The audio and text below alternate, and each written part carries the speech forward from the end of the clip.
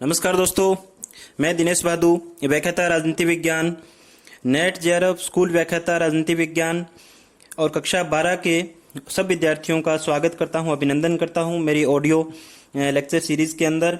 अध्याय 2 का अपन अध्ययन कर रहे थे, इसमें दो ध्रुवीयता का अंत जो टॉपिक था वो हमारा चल रहा था। आज अपन एक बहुत महत्वपूर्ण जो पार्ट है उसका करने जा रहे हैं, जो कि नेट जेआरएफ के लिए भी और कक्षा 12 के विद्यार्थियों के लिए भी बड़ा प्रश्न और स्टेट पीसीएस की जो तैयारी कर रहे हैं, चाहे वो आरपीएससी की हो या अदर स्टेट की पीसीएस की हो, तो उनके लिए भी एक जिन्हें ऑप्शनल सब्जेक्ट है जहां पर पॉलिटिकल साइंस, उनके लिए बड़ा क्वेश्चन बनता है। और कक्षा 12 के विद्यार्थियों के लिए भी बहुत महत्वपूर्ण टॉपिक आज अपन करने वाले हैं। और अगर आप इस चैनल को वीडियो को पहली बार देख रहे हैं तो आप चैनल को सब्सक्राइब करें, लाल रंग के बटन को दबाएं, फिर घंटी के बटन को भी दबाएं, ताकि जैसे ही कोई नया वीडियो अपलोड होता है तो आपको तुरंत उसकी सूचना मिले। और वीडियो को पूरा देखें, बहुत ही रोचक विषय है, बहुत ही परीक्षा की दृष्टि से महत्वपूर्ण विषय है। चलिए शुरू करते हैं। दोस्तों, शोक थेरेपी, हमने सोवियत संघ का विघटन जो था वो कर लिया था कि सोवियत संघ का विघटन जो था तो उसमें एक महत्वपूर्ण घटना थी शोक थेरेपी। अब ये शोक थेरेपी क्या थी, इसकी क्या विशेषताएं थी, शोक थेरेपी के परिणाम क्या निकले, ये बहुत रोचक प्रश्न है और बहुत ही महत्वपूर्ण प्रश्न भी है परीक्षा की दृष्टि से। और शोक थेरेपी को समझने से पहले हमने कुछ चीजों पर चर्चा कर भी ली थी, एक बार वापिस करते हैं। दो विचारधाराएं हमने पढ़ी थी, पूंजीवाद और साम्यवाद। अब ये जो विचारधारा थी पूंजीवाद, इसका नेतृत्व अमेरिका कर रहा था और इसका यूएसआर कर रहा था। अब इस विचारधारा के अंदर क्या था कि ये साम्यवादी विचारधारा हमने पूर्व में भी किया, वापस एक बार बोलता हूं कि साम्यवादी विचार के अंदर जो था धीरे धीरे इस विचार की जो सरकारें थी यूएसआर के अंदर, वो किसी न किसी कुछ अपनी अंदरूनी कमियों के कारण, हथियारों की होड़ के कारण, उसके पतन के कारण में हमने जाना था, कमजोर हो गई थी। अब क्या हुआ कि जब ये साम्यवाद जो थी इसका पतन होना शुरू हो गया था सोवियत संघ के अंदर, तो फिर ये पूंजीवाद जो था इसको ये उस पतन को हवा देने में लग गया। पूंजीवाद ये चाहता था कि साम्यवाद के पतन के बाद वहां जो सरकारें स्थापित होगी, वहां जो गणराज्य है जो अलग अलग टुकड़ों में होने की संभावना थी, उनको कैसे न कैसे करके इस विचार को अपनाने के लिए मजबूर किया जाए या उनके सामने विकल्प रखा जाए, क्योंकि उन सारे के सारे टुकड़ों को यूएसआर के जो टुकड़े होंगे या यूएसआर जो होगा तो उसको आर्थिक सहायता की जरूरत होगी। तो पूंजीवाद का प्रतिनिधि जो था एक ध्रुव, जो शीत युद्ध के दौरान अमेरिका, उसने कुछ संस्थाएं आईएमएफ और विश्व बैंक, ये संस्थाएं कहने को तो अंतर्राष्ट्रीय संस्थाएं थी और पिछड़े हुए देशों को विकास के लिए धन उपलब्ध करवाने के लिए थी, लेकिन अमेरिका का इन संस्थाओं के ऊपर प्रभुत्व था। तो अमेरिका ने इन संस्थाओं के माध्यम से इन साम्यवाद के पतन के बाद की जो स्थिति थी उसके लिए एक मॉडल दिया। उस मॉडल के तहत उन्होंने क्या विकल्प दिया कि आपको इस प्रकार अर्थव्यवस्था का, राजनीतिक व्यवस्था का एक मॉडल अपनाना होगा जो कि पूंजीवाद की विशेषता थी। उस मॉडल में उसने क्या क्या कहा कि आपकी अर्थव्यवस्थाओं के अंदर खुलापन होना चाहिए, आपके लोगों को सरकार की आलोचना का अधिकार होना चाहिए। अब पूंजीवाद की जो विशेषताएं थी वो मॉडल इन विश्व बैंक और आईएमएफ ने बनाकर इन साम्यवाद के पतन के बाद उन देशों के सामने रखा, यूएसआर के सामने रखा। अब यूएसआर विघटन की स्थिति में था, तो जब किसी का घर टूट जाए और आर्थिक रूप से निहायत कमजोर हो जाए तो उसको सबसे पहले जरूरत होती है अपने लोगों की सुरक्षा के लिए, अपने लोगों के स्वास्थ्य के लिए, उसके चिकित्सा शिक्षा के लिए पैसे की जरूरत। तो उन्होंने मजबूरी के अंदर इस मॉडल को अपना लिया जो विश्व बैंक और आईएमएफ, इंटरनेशनल मॉनेटरी फंड यानी अंतर्राष्ट्रीय मुद्रा कोष और विश्व बैंक की शर्तों को स्वीकार कर लिया। अब इनकी शर्तों के ऊपर यानी अप्रत्यक्ष रूप से अमेरिका की शर्तों पर यूएसआर के जो गणराज्य थे उनकी अर्थव्यवस्था चलने वाली थी, उनमें सुधार होने वाले थे। यानी साम्यवाद की जितनी भी संरचनाएं थी, भले वो राजनीतिक संस्थाएं हो, आर्थिक संरचनाएं हो, उन सबको ये अमेरिका पूंजी इन संस्थाओं इनके माध्यम से उसको गाइड करके और उन संस्थाओं को नष्ट करना चाहता था। अब साम्यवाद विचारधारा के अंदर ढला हुआ एक देश जिसका पूरा का पूरा सिस्टम या पूरी व्यवस्था, उसको अचानक उन्होंने एक नया मॉडल देकर उन संस्थाओं को नष्ट करना चाहा, तो किसी भी विचार को, किसी भी संस्था को, किसी भी संस्कृति को, किसी व्यवस्था को अगर आप अचानक परिवर्तन कर दोगे जो कि 72 वर्षों के अंदर उसमें ढली हुई थी, तो अचानक अगर नष्ट करोगे तो उसके साइड इफेक्ट, उसके दुष्परिणाम होना तय है। तो अचानक इन्होंने जो इस देश के ऊपर ये एक व्यवस्था सौंपी, अपना मॉडल सौंपा कि आपके अर्थव्यवस्था में, राजनीतिक व्यवस्था में, आंतरिक व्यवस्थाओं में सुधार के लिए एक मॉडल, उस मॉडल को ही क्या बोलते हैं? Shock therapy. क्या बोलते हैं? Shock therapy. यानी शॉक थेरेपी का शाब्दिक अर्थ तो यही है कि आघात लगाकर या चोट लगाकर किसी चीज को ठीक करना, अचानक किसी को ठीक करना। अब चोट लगाई किसकी? उन संरचनाओं को नष्ट करके अचानक इन व्यवस्थाओं को परिवर्तन करने के लिए इन्होंने जो जो सुधार की प्रयास किए उनको शॉक थेरेपी यानी उपचार करने की एक कोशिश की, उसको शॉक थेरेपी बोलते हैं। अब इसको अपन थोड़ा और डिटेल से जानते हैं कि शॉक थेरेपी है क्या, जो अपने को परीक्षा की दृष्टि से करना है। साम्यवाद के पतन के बाद पूर्व सोवियत संघ के गणराज्य एक सत्तावादी समाजवादी व्यवस्था से लोकतांत्रिक पूंजीवादी व्यवस्था तक के कष्टप्रद संक्रमण से होकर गुजरे। यानी अब देखिए यहां से, अब ये साम्यवाद था यहां पर इन सारे के सारे यूएसआर के गणराज्यों के अंदर। अब इस साम्यवाद से इनको किसकी तरफ आना था? पूंजीवाद की तरफ। पूंजीवाद, क्योंकि ये पूंजीवाद जो था अमेरिका, ये गाइड कर रहे थे कि आपको अपने इस विचार को छोड़ के इस पूरे के पूरे पूंजीवाद को अपनाना है। अब इस आईएमएफ और विश्व बैंक द्वारा गाइडेड जो प्लान था इनका, इस पूंजीवाद तक आते आते कोई भी व्यवस्था अचानक थोड़ी परिवर्तित हो जाती है। उसको इस व्यवस्था में ढलने में बहुत सी कठिनाइयों का सामना करना पड़ा, क्योंकि लोगों को, सिस्टम को, व्यवस्था को उस के अनुसार, पूंजीवादी विशेषताओं के अनुसार शासन करने की, लोगों के सरकार के साथ रहने की आदत ही नहीं थी। अब एक चीज और देखिए कि अमेरिका जो था वो पूरी रणनीति के साथ लगा हुआ था कि एक तो इसको वैचारिक रूप से नष्ट किया जाए और एक इसको जो इसका सिस्टम है पूरा उसको नष्ट किया जाए, ताकि ये वापस कभी भी इस एक ध्रुव के सामने चुनौती बनकर ना उभरे। एक तो इसके टुकड़े भी करवा दिए, दूसरा इसके अंदर वैचारिक रूप से भी अपने विचार को वो सेट करना चाह रहा है कि उनके लोगों के अंदर, जीवन शैली के अंदर, व्यवस्था के अंदर सारा का सारा पूंजीवादी विचार जो है वो हावी हो जाए। और अमेरिका उस काफी हद तक उसमें कामयाब भी हुआ। अब एक चीज और देखिए कि जो सत्तावादी, यहां अपन ने सब देखा सोवियत संघ के गणराज्य एक सत्तावादी कैसे था कि साम्यवाद जो था यहां पर एक ऐसा शासन था जो कि एक ही पार्टी के द्वारा नियंत्रित था, यानी सत्ता पर केंद्रित था। एक ही पार्टी ऊपर से लेके नीचे पूरा का पूरा शासन करती थी, कम्युनिस्ट पार्टी सत्तावादी था। समाजवादी व्यवस्था से लोकतांत्रिक पूंजीवादी, यानी समाजवादी समाज को साम्य यानी बराबरी का, समतामूलक समाज की व्यवस्था का कल्पना लेकर ये साम्यवाद चलता था। अब ये क्या लेकर चल रहा है? पूंजीवाद की तरफ, यानी लोगों को खुलापन देने की बात अब ये करना चाह रहा है। यानी इस विचार के अंदर सारे के सारे क्या हो रहे हैं? परिवर्तन। यानी जिन लोगों को आदत पड़ चुकी थी एक ही पार्टी के शासन मानने की, अब उनको लोगों को आजादी दे रहे हैं बोलने की। अब बोलने की आजादी अचानक शासन के खिलाफ देंगे तो लोगों का उम्मीदों का जो ज्वार है वो बहुत ज्यादा भयंकर भी हो सकता था, क्योंकि वो उस सिस्टम के आदी नहीं थे। चलिए फिर क्या है? तक के कष्टप्रद संक्रमण से होकर गुजरे। यहां तक आने का जो इनका जो वो था संक्रमण का दौर था, या यहां तक पहुंचने का जो उनका रास्ता था, उस तक वो उसमें बहुत से सिस्टम को क्या है कि चुनौतियों का सामना करना पड़ा। रूस व मध्य एशिया के गणराज्य और पूर्वी यूरोप के देशों में पूंजीवाद की ओर संक्रमण का एक खास मॉडल अपनाया गया। जो पूर्वी यूरोप के जो देश थे ना, जो पूर्वी यूरोप वाले देश सारे के सारे किसके अंडर में थे? सोवियत संघ के अंडर में। उनमें एक संक्रमण का खास मॉडल अपनाया गया जो अमेरिकी प्रभुत्व वाले विश्व बैंक और अंतर्राष्ट्रीय मुद्रा कोष द्वारा निर्देशित था। इसी मॉडल को शॉक थेरेपी कहा गया। यानी अमेरिका केंद्रित आईएमएफ और विश्व बैंक ने पूर्वी यूरोप के दो देश थे, क्योंकि पश्चिमी यूरोप के जो देश थे वो तो नाटो के सदस्य थे, सारे के सारे अमेरिका के पक्ष के थे। पूर्वी यूरोप वाले जो देश थे सारे के सारे, उन देशों में पूंजीवाद की और जो साम्यवाद के अधीन थे उनके लिए ये मॉडल अपनाया गया और सोवियत संघ के देशों के लिए भी, गणराज्यों के लिए भी अपनाया गया। अब ये तो शॉक थेरेपी की घटना थी। अब शॉक थेरेपी का मतलब उसको नाम दिया गया क्योंकि उसने अचानक परिवर्तन की। पूंजीवाद ने साम्यवादी व्यवस्थाओं में अचानक परिवर्तन का प्रयास किया, इसलिए उसको शॉक थेरेपी यानी उपचार का एक पद्धति बोल सकते हैं।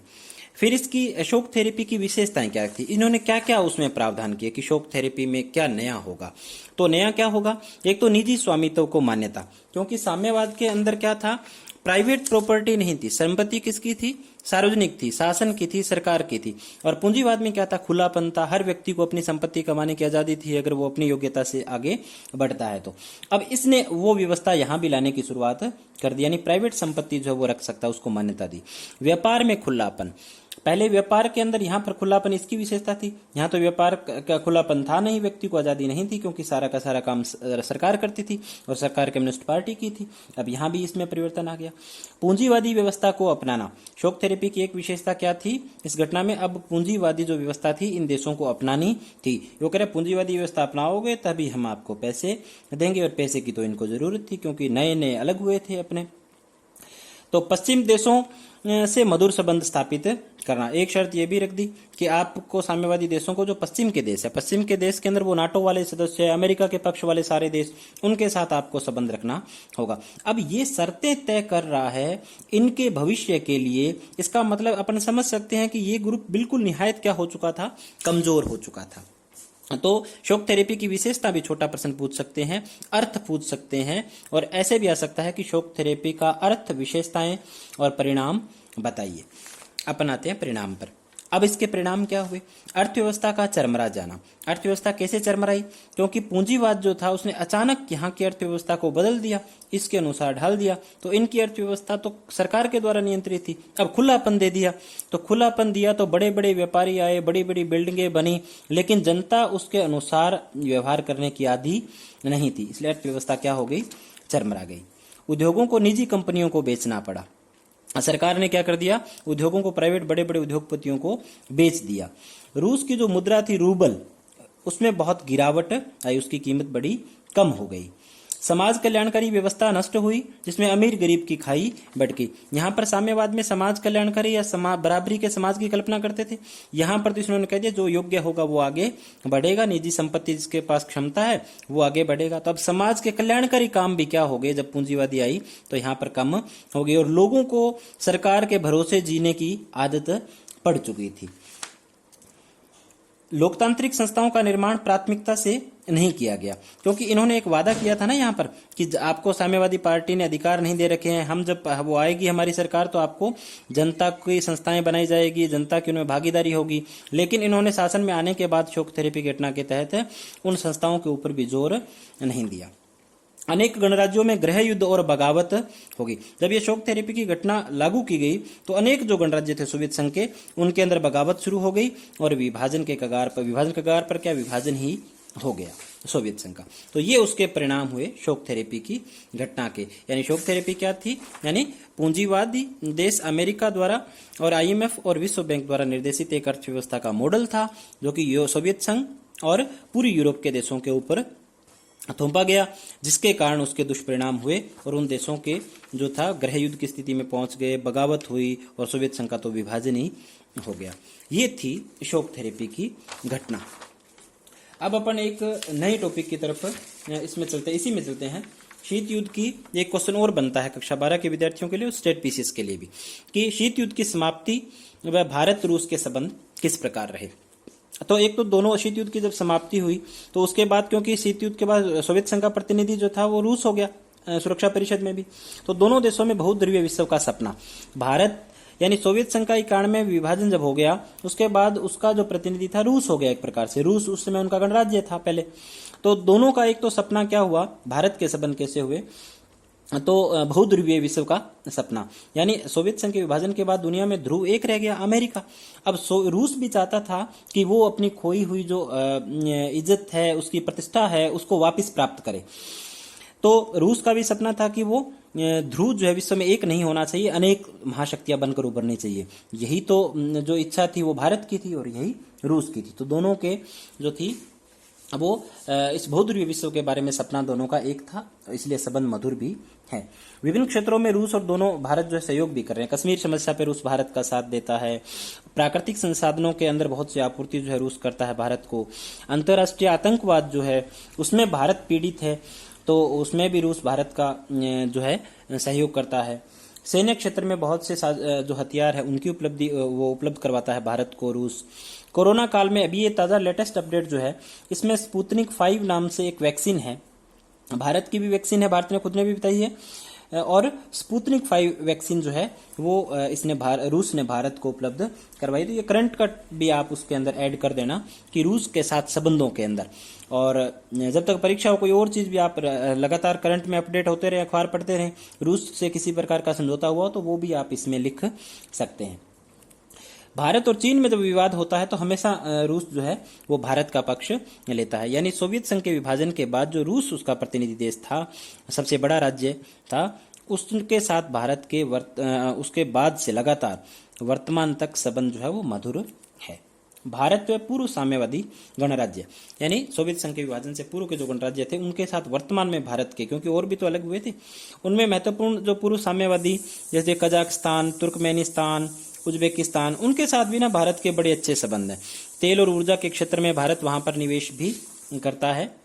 और ये जो उज्बेकिस्तान वगैरह, यहाँ पर तो अपनी हिंदी फिल्में वगैरह खूब देखी जाती है, तो लोग बड़ी भारत की संस्कृति से स्नेह भी रखते हैं। तो इन देशों के साथ भारत के संबंध के ऊपर एक छोटा क्वेश्चन पूछा जा सकता है।